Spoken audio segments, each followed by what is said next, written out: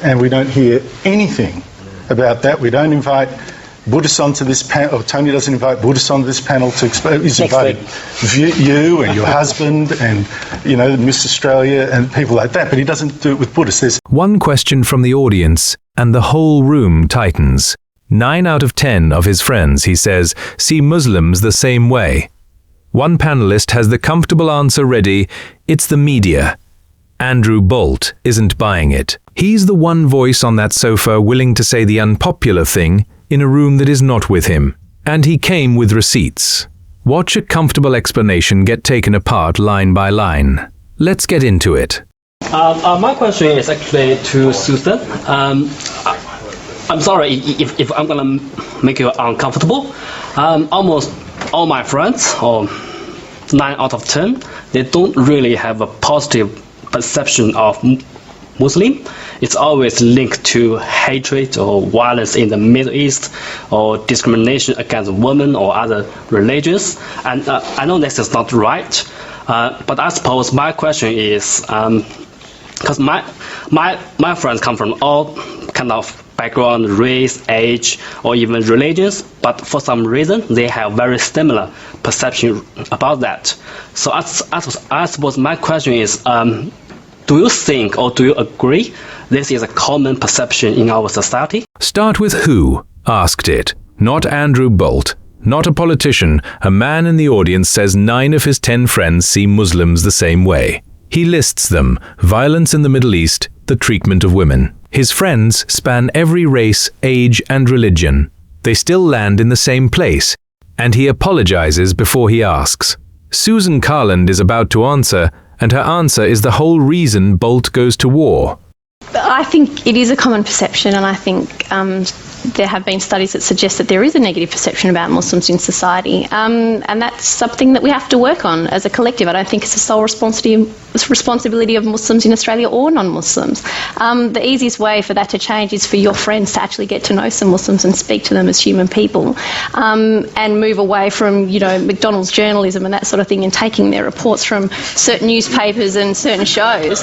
And when that happens, and they actually speak to their Muslim neighbour over the fence, or the Muslim guy that works in the milk bar, and realise, actually, you're just normal people like us. We need to keep in mind, Muslims are not the first people to be seen like this. It's actually happened in waves. If we take Australia as the example, for a while it was this cultural community that was, demonised, the Italians, the Greeks, then it was the Vietnamese. Oh my gosh, they're all in a drug triad and they're all out to kill us and all those sort of things. It's just the Muslims' turn now.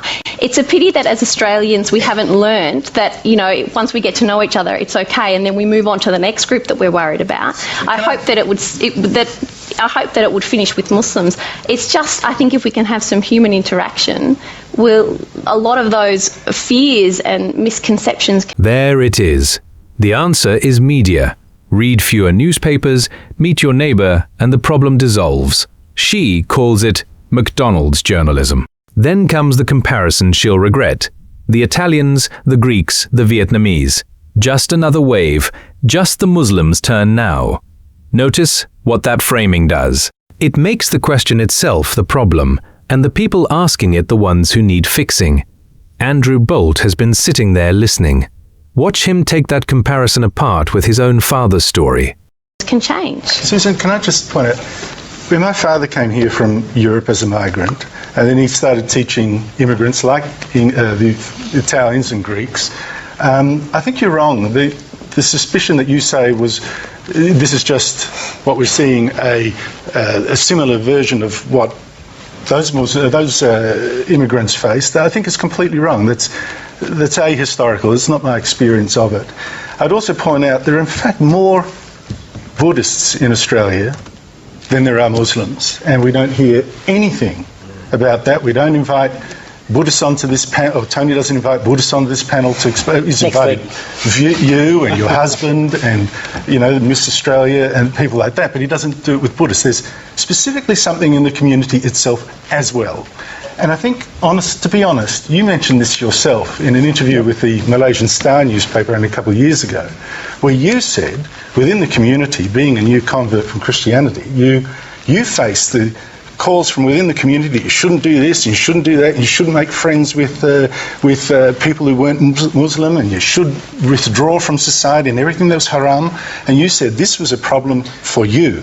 And I think that's an acknowledgement that there is, in fact, a problem within the Muslim community, a rejection of Strand, which is what makes this different. And I hate to be blunt, I hate to foster, have all these people that No, you don't. That's true. Yes, I do. I'd rather you agree with me. That's the whole debate in 90 seconds. First, he kills the migrant comparison with the one credential she can't argue with. His father taught those Italians and Greeks. Then the Buddhists. More Buddhists in Australia than Muslims, and nobody puts them on a panel to explain themselves. And then the receipt. Her own interview with the Malaysian Star, where she described the pressure on a convert to withdraw from society. She laughs. The room murmurs. Nobody actually answers the point. The quick response would be absolutely there are people, a very small minority of people within the Muslim community that are reluctant to engage with the wider community. But this is more... There's a majority in this interview. Excuse me, I just said read the it majority again. of Muslims reject friendships with... Well, I'm afraid You that... did. Well, I'm afraid that's just not correct. Maybe your Well, you translation said it there from the in- Malay is well, not... It's an Can I English put a different language perspective on newspaper. this? Watch the retreat. A minute ago, this was purely media stereotyping. Now it's absolutely there are people. A very small minority. The position moved, and it moved under pressure. Then she reaches for the translation. Maybe your Malay isn't up to it. Bolt's answer is one line. It's an English language newspaper. That's the exchange. She didn't dispute the quote. She disputed his reading of a language the paper isn't printed in. Greg Hunt jumps in next. I think we're kidding ourselves if we think Australia is racked by any of the real strands of discord that you have in other countries. Of all the countries in the world, the Muslim-Christian divide here is nothing. And that's the reality. When you travel in other parts of the world, it's nothing. The reason why there is a reflection, I don't think, is about much to do with what happens here. Sure, you get the odd person who does something silly. But you see, globally, there's this fight from the Wahhabists, from the militant stream, to take out one of the big Islamic societies. There's this fracture within Islam, whether it's Saudi Arabia, Pakistan, Indonesia. They're all the objectives of the Wahhabists. That's why there's a global battle going on to deal with the source of that in Afghanistan, and that's why some of that gets played back in Australia. Notice what just happened to the question. A man asked why his friends in Australia think this way. Greg Hunt answers with Saudi Arabia, Pakistan, Indonesia, and Afghanistan.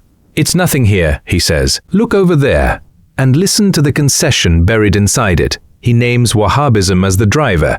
He names a militant stream trying to take out entire societies. That's Bolt's argument with a passport stamped on it, delivered by the politician who just told us there's nothing to discuss at home.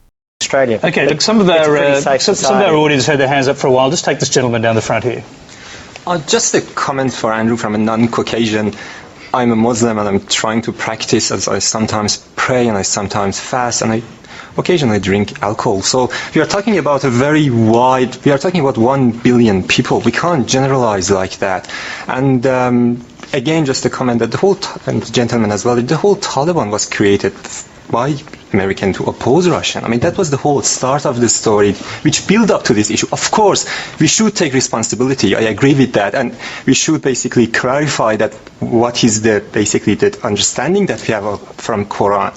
But we can't just generalize like that. And please don't do that. You have the tool in the newspaper, and that's your responsibility. So please help. The audience member in the white shirt with glasses makes 2 moves in 1 minute. First, don't generalize about 1 billion people. And fair enough, nobody on that sofa did. Then the pivot. America created the Taliban to fight Russia. That's the reflex Bolt keeps naming. Whatever the problem is, the answer is something the West did. Watch what the room does with that, but listen carefully, because he also concedes the point. Muslims should take responsibility and clarify what the Quran teaches. Bolt gets 1 shot to reply. Said that Indonesia, for example, is a standing reproof to the idea that there is a common jihadist element. I mean, there are jihadist elements in Indonesia, but it's fundamentally democracy. And that's the answer nobody wanted to sit still for. Indonesia. the largest Muslim-majority country on earth, a functioning democracy with jihadist elements inside it. Bolt isn't saying the whole is the fringe. He's saying the fringe is real, and naming it isn't bigotry. Then Tony Jones tells him to wrap up. That's what happens when you argue the unpopular side of this. He got the quote, "The Buddhists, the retreat to a very small minority, and 18 seconds to close. Different room, same fight, and it's about to get louder." The real core of the conflict is the unfortunate Arab refusal to accept the state of Israel. And I think, as was mentioned earlier, for 20 years the Arabs had both the West Bank and the Gaza Strip. And if self-determination were, as they now say, the core of the conflict, they could have easily established a Palestinian state then, but they didn't. When did the issue arise then? Well, for 20 years, we didn't hear a word about self-determination. And in fact, what we did hear, those of us living in the Middle East, was about driving the Jews into the sea. Now, after 1967, under the leadership of the PLO, the hardline strategy shifted to adopting a moderate, dressed-up slogan, which now talked in terms of first a secular democratic state and then replaced it with Palestinian self-determination. But what this really means, contrary to what Mr. Aruri said, about 1977 being a changed year in the PLO's objectives, let me quote you what the PLO Information Office said in a Dutch paper in 1977, in May 5th. 77? May 5th, 1977, yes. The statement was very simple. Our objective remains the destruction of the Zionist state of Israel. So let's keep in mind that what we're talking about here is not the attempt to build a state, but to destroy one. 20 years. The West Bank and Gaza sat under Jordan and Egypt. No Palestinian state was declared then. The attorney's entire pushback is 5 words. When did the issue arise? Then, watch the answer land.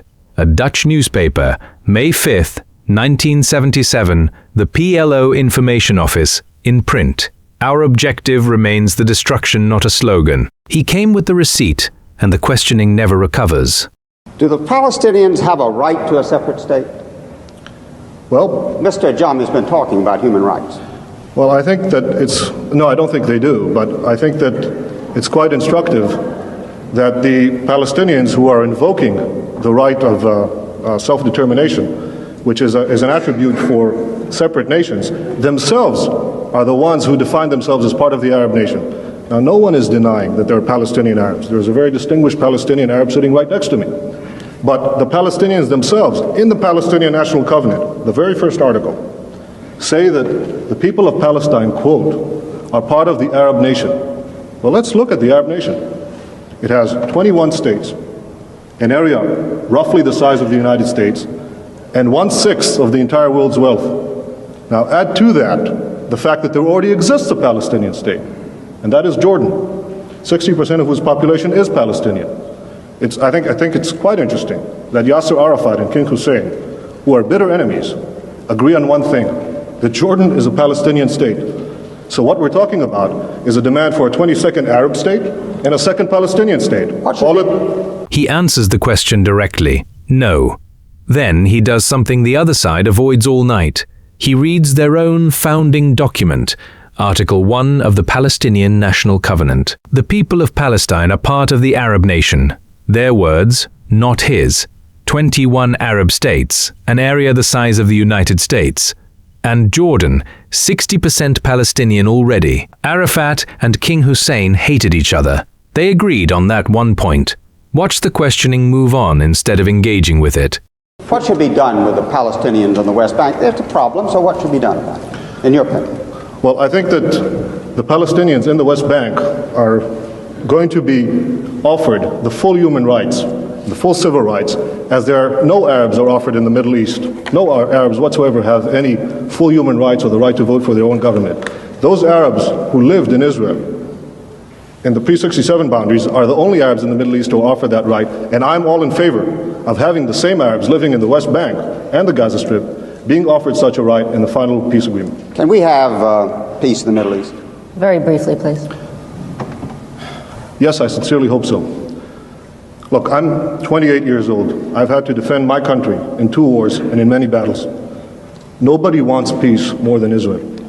But the stumbling block to the road for peace is this demand for a PLO state, which will mean more war, which will mean more violence in the Middle East. And I sincerely believe, if this demand is abandoned, we can have real and genuine peace. Listen to what he actually proposed for the West Bank. Full civil rights, full human rights, the vote, then the line that stops the room. The only Arabs in the Middle East with a parliamentary vote live in Israel. Nobody at that table disputes it. 28 years old, 2 wars behind him. He says the obstacle to peace is one demand, not borders, not settlements, not America. The demand for a PLO state. Now the questioning changes hands, and it gets sharper. Now we'll go to Mr. Adjami. Mr. Adjami, some questions for Mr. Natai. Mr. Natai, you've told everyone that the Palestinians on the West Bank and the Gaza Strip will enjoy full human rights. Could you tell me how that's compatible with the presence of Israeli forces in their midst? Well, the Arabs living now under the Arabs who lived in Israel, 400,000 of them, 400,000, between 1948 and 67, as I said earlier, certainly enjoy full human rights. And as I said, they're the only ones. I'm not talking about the Arabs in Israel. I'm talking about the Arabs on the West Bank and the Gaza Strip. If you let me, I'll answer your question, Mr. Ajami, please. The Arabs living in Israel are the only ones who are entitled to vote for their governments, the only ones who have representative in a parliament in the entire Middle East. Now, it's true that the West Bank and the Gaza Strip are now undergoing a period of transition. In fact, no Arab government has been willing to negotiate so far about this period of transition.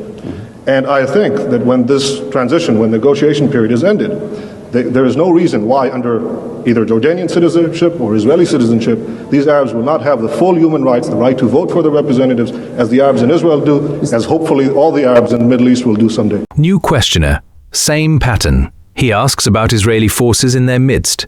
The answer comes back with a number. 400,000 Arabs inside Israel since 1948. They vote, and they sit in the Knesset. The questioner cuts in, says he means the West Bank. So he answers about Gaza and the West Bank too. Transition period, then citizenship, Jordanian or Israeli. Then comes the line about the negotiating table. No Arab government has agreed to negotiate that transition. Not one. That claim sits there unanswered. Mr. Natai, does the state of Israel itself accept that the people on the West Bank and the Gaza Strip have the right to vote on whatever future they choose? Well, Mr. Ajami, I just outlined that in the event that this negotiation process will continue, I'm sure that what we're talking about is in fact eventual citizenship of some kind, either Jordanian or Israeli or in any other arrangement in which these people will certainly vote. Mr. Natai, you've given yourself the right to determine that you are an Israeli, but you've also given yourself the right to negate the other entity, which I think is not somehow consistent with global practice at this time, is it?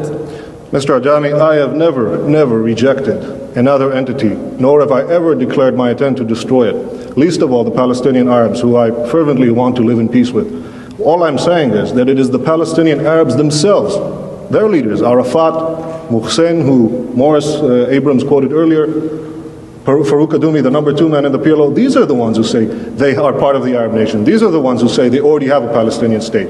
There is no right to establish a second one on my doorstep, which will threaten my existence. There is no right whatsoever. The questioner accuses him of negating another entity. The answer comes back immediately. He has never rejected another entity or tried to destroy one. Then he names names: Arafat, Farouk Kaddoumi, the number 2 man in the PLO. Both call Palestinians part of the Arab nation. Both point to a state that already exists, Jordan. No right to a second, one on my doorstep. The room breaks into applause. The covenant he quoted is still sitting on the table. You seem like a very patriotic Israeli. Does not the fact of Israeli dependence upon the U.S. in order to maintain its occupation on the West Bank and the Gaza, does this not trouble you at all? Mr. Ajami, you asked me as a patriotic Israeli, and I'll answer as someone who has fought in the Middle East. One of the things that I think is unique about Israel, in terms of all America's allies, is that it is perhaps the only one who has taken care of itself so far.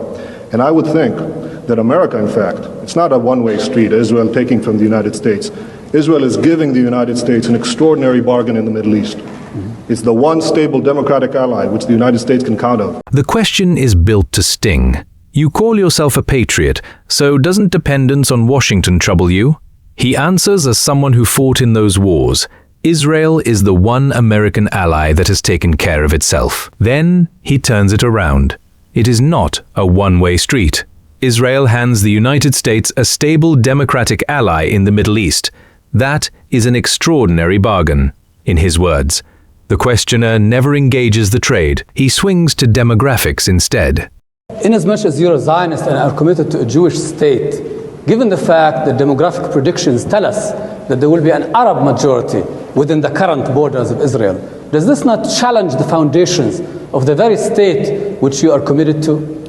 I know of the latest figures, population figures, that actually show a decrease in the Arab birth rate, particularly in the West Bank and the Gaza Strip, as a result of the higher education and the universal education for women that didn't exist prior to Israel, prior to 1967. Now, if you ask me, would I reject Palestinians or Arabs living in our midst? Ridiculous. Of course not. They're citizens of Israel.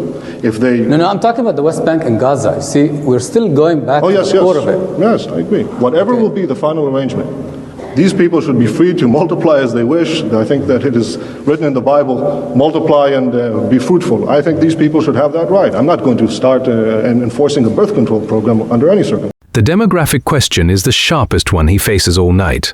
An Arab majority inside your borders, so what happens to your Jewish state? He answers with data. The birth rate is falling, and he ties it to universal education for women after 1967. The questioner interrupts.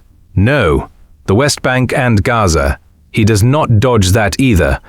Whatever the final arrangement, people multiply as they wish. He is not enforcing a birth control program on anyone. Watch the moderator's reaction. Thank you. With that biblical injunction, I will turn to Mr. Abram. One more question to Mr. Netai. Mr. Netai, since the subject is what should the United States do, may I ask you if you could summarize why, in your opinion, the United States should oppose the creation of a PLO state? I think the United States should oppose the creation of a Palestinian state for several reasons. The first one being that it is unjust to demand the creation of a 22nd Arab state and a second Palestinian state at the expense of the only Jewish state. I think it also would defeat the hopes of those moderate Palestinians who genuinely want to reach a peace accommodation with Israel. The moderator lands the joke, the room laughs, and he still gets his answer in. Asked why America should oppose a PLO state, he gives two reasons, under 20 seconds. 1.